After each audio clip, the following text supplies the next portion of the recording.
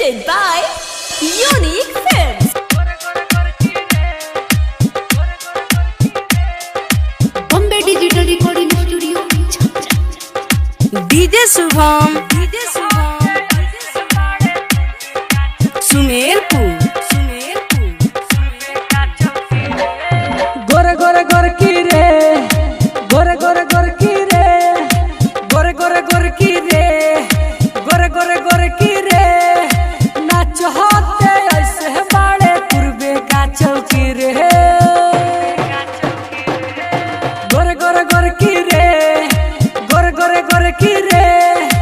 गोरे गोरे गोरे की रे गोरे गोरे गोरे की रे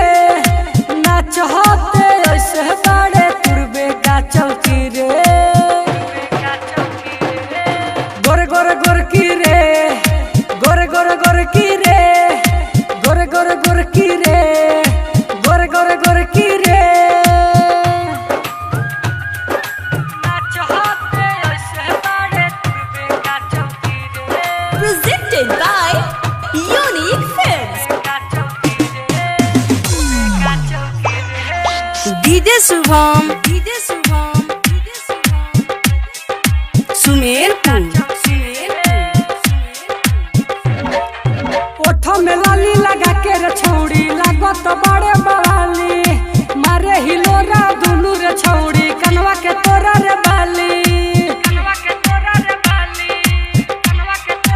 हाँ हाँ ओठो में लाली लगा के रे छौड़ी लागत बड़े बवाली मारे हिलोरा दुनू रे छौड़ी कनवा के तोरा रे बाली ऐसे जही लइबे कमरिया मनवा सन की रे गोरे गोरे गोरे की रे गोरे गोरे गोरे की रे गोरे गोरे गोरे की रे गोरे गोरे गोरे की रे